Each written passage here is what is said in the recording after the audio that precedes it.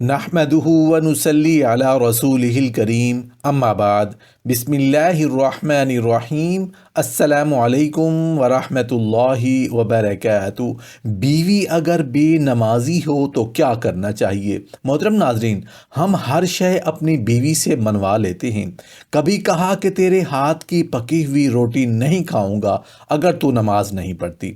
کبھی بیٹا کہے امی تو نماز نہیں پڑھتی، میں تیرے ہاتھ کی بنی ہوئی روٹی نہیں کھاؤں گا۔ جو ماں بیٹے کے لیے سب کچھ کر سکتی ہے، اتنے دکھ جھیل سکتی ہے، کسی کے گھر کے برتن مانجنے پڑیں وہ بھی مانجتی ہے، کیا وہ بیٹے کی خواہش پر نماز شروع نہیں کرے گی؟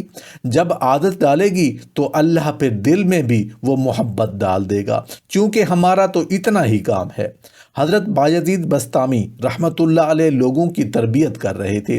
کسی کے محلے کے کونے میں آ کر ایک فاحشہ عورت بیٹھ گئی، لوگوں کا دین ایمان اجاڑنے لگی۔ کسی نے کہا بایزید تیرا شہر لٹ رہا ہے، جس کو تو نے اشکوں سے سیراب کیا تھا، جس شہر کو نور بخشا تھا، تیرا شہر لٹ رہا ہے۔ کہا کیا ماجرا ہوا ہے، ذرا بتاؤ تو صحیح۔ تو لوگوں نے ساری کہانی سنائی۔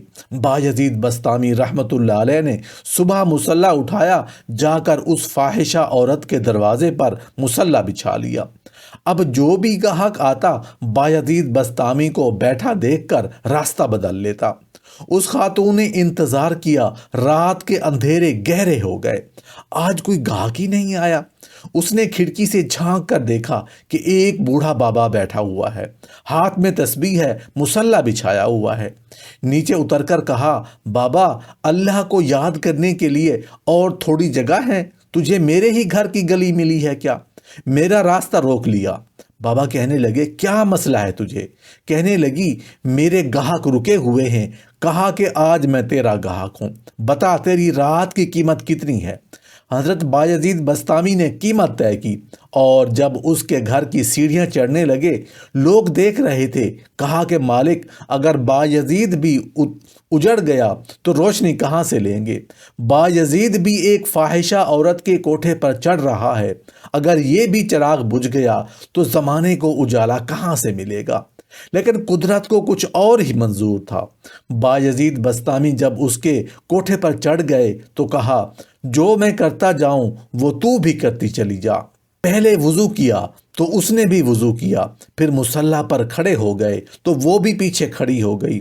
پھر بایزید بسطامی نے قیام کیا تو اس نے بھی قیام کیا، پھر رکوع میں گئے تو وہ بھی رکوع میں گئی، پھر قومے میں گئے تو وہ بھی قومے میں گئی، اور جب بایزید بسطامی سجدے میں گئے تو وہ بھی سجدے میں گئی۔ تو سجدے میں بایزید بسطامی رو پڑے۔ کہا کہ مالک، بایزید کا اتنا ہی کام تھا، اس کا سر تیری چوکھٹ تک جھکا دینا۔ مالک، یہاں تک لانا میرا کام تھا، اب دل کی دنیا بدلنا تیرا کام ہے۔ جب وہ سجدے میں جا رہی تھی تو فاحشہ تھی، جب سر اٹھایا تو وقت کی ولیہ بن چکی تھی۔